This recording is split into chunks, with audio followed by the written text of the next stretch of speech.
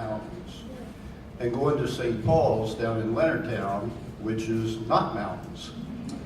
So the top 10 list that we put together for him, number 10 was, it was top 10 sermon topics at his new church. Number 10 was God can move mountains, and he sure moved them out of here. Number 9 was the big 3, stewardship, tithing, and offerings. Number 8, what position would Jesus play on the church softball team? By the way, I want to pitch. Number 7 was, I've got a great sermon about broccoli. Do you grow that down here? Number 6, tobacco, God's greatest gift. That one probably doesn't work anymore. Number 5, so you like to fish? Let me tell you about my fishing trip. Number 4, where's the parsonage? Number 3, well, I turned my hair gray. What's going to happen here? Number 2 was probably a sermon everywhere he went. Her name is Holly, not Heidi. And the number 1 thing we gave him was, as a sermon title was, I've got 300 sermons from Weller that you haven't heard. Get comfortable. So that was how we bid Barry farewell. But then talking to Rachel, she said maybe you could do a new top 10 list. So we worked on it. Rachel was a lot of help with this. So we came, and we haven't really rehearsed this, so we're kind of working without a net here. But the top 10 things for Barry to do now that he's retired. Now, I saw Barry down at the annual conference, and this first one is really kind of unfinished business, I think, because the night that they did the ordination ceremony, all the pastors walked in wearing their white robes and their bright red stoles. And when Barry came in, I'm looking at his and thinking, man, he must have hung that thing in the sun, because it looks kind of faded. And then he posted a picture on Facebook of him and a colleague, and the colleague's got this bright red stole, and Barry's is looking not too red. And I finally figured it out. His is orange to match his Oreo shirt. I mean, just look at him there. Look at the other pastor's bright red. Barry's looks like the Oreo shirt. So Barry, just today especially. Anyway, Barry, first thing to do upon retirement is get yourself a red stole. You might need it again. Okay, number 9.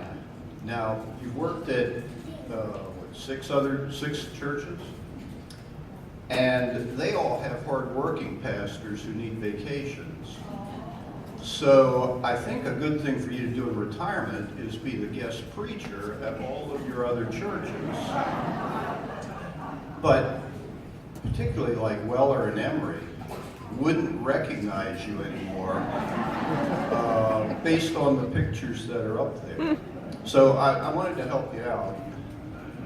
I've got this name tag that says, hello, my name is Barry, that you could wear when you come to the other churches. Okay.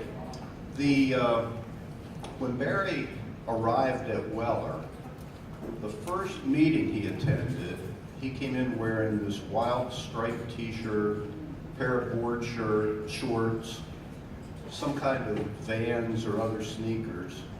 And some of the old guard around there were wondering if some sort of hippie had been assigned to us to follow up on our rather dignified former pastor.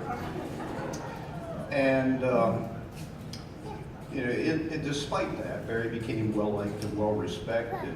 But now that he's retired, Barry, you can dress as comfortably as you want. And I've got to throw in here now. I have a memory of seeing Barry in a cow suit posted on Facebook. I mean, where else do we see a picture of Barry every day but Facebook? And I searched for it, couldn't find it. Rachel searched for it, we couldn't find it. and there's very few places you can really wear a cow suit. But, well, eat more chicken was going to be the next one, but we couldn't find the picture, so I'm folding it in to dress comfortably. All right, the next item, pages paperclip together. The next item for Barry is, we see pictures of Barry standing in churches. We see pictures of Barry sitting at sporting events. We don't want you to just sit around, Barry. We want you to stay healthy, stay active. There's a little example of what some of his activities might be. Okay, down to number 6. When Barry was at Weller, we had a fairly active mission team. We were all younger and better balanced to climb on roofs and things like that. And our mission team would take trips to Redbird down in Kentucky, and we would do carpentry and painting and roofing and all of those sorts of things. And when Barry and family left, part of the reminiscence we had was that while we were at Redbird, the Hidey family took a mission to Disney World. And so I asked Rachel how many mission trips Barry went on, and she said, well, he took that mission trip to Greece, and he took that one to Alaska, and we did mission trips at the beach all the time, but I didn't ever hear of any others. And it led me to believe that when you assess all of Barry's spiritual gifts, carpentry is probably not one of them. So, Barry, for your retirement, number 6 thing you should do is go back to Disney World. I mean, that one looks cold. Go back to Disney World. Forget about mission trips. All right, number 5. When Barry was at Weller, he did a sermon, and I don't actually remember what point he was trying to make. It's good. But it involved placing rocks along the altar rail and around the sanctuary. And the point, whatever it was you were supposed to take a rock when you left so you'd remember the point. Whatever it was. And I asked Barry about it, and he said he thought he'd given away rocks at every church.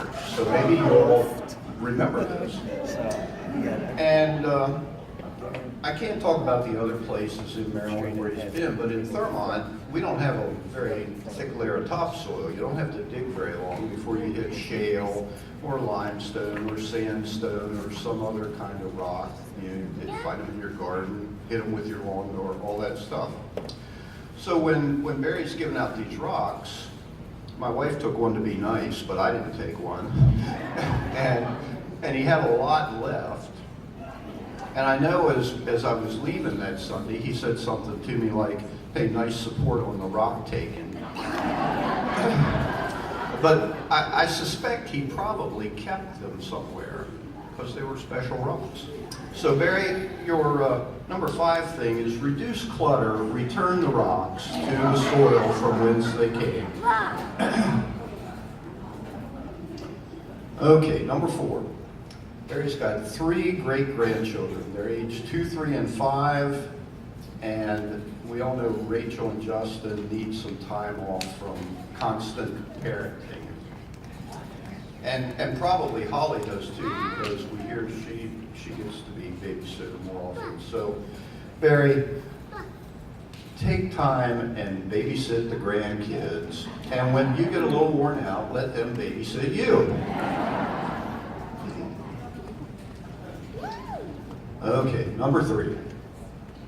We all know Barry's a big sports fan, especially Orioles and Ravens, and he seems to always be posting a picture of him at some sporting event. And it seems as though more often than not, he gets to go without paying for the tickets. So it seems only natural that when he goes into retirement and he's on fixed income, that Barry should mooch more free sports tickets. It's amazing. And we thought about putting a box in the back, so if any of you had any extra tickets, you could just toss them in there for him. And the way the Orioles are playing, he could probably be a mooch season ticket holder before things are finished. So.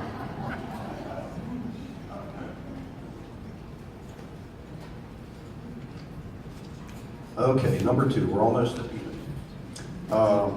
We all know being a pastor takes a lot of time, and it's not traditional working hours, a lot of evening work, and Sunday is a work day.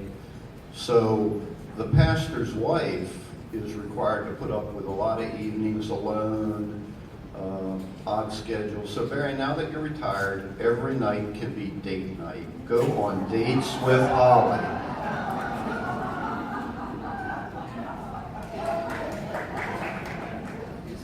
And also, I'm trying to keep you out of trouble. And number 1, last but not least, at the Baltimore Washington Annual Conference, during the closing session, Bishop Easterling was recognizing everybody in transition, like pastors who changed churches, churches who got a new pastor, pastors who were retiring. And she had little parts of the service that pertain to each one. And when she was doing the retirees, she said a short prayer, and she had a responsive reading. And her prayer was something like, Heavenly Father, we want to thank you for the lives of service that these men and women have given to do your work in our conference. And we ask you to guide them as they begin a new chapter in their lives as retirees. And she looked to where the retirees were supposed to be, and she saw that. So she quickly added to her prayer, right now. And then she said, since they've already transitioned into retirement, let's all do their responsive reading for them. And we did it. So, Barry, there's a new door opening for you in retirement. Enjoy your retirement and don't be afraid of the future.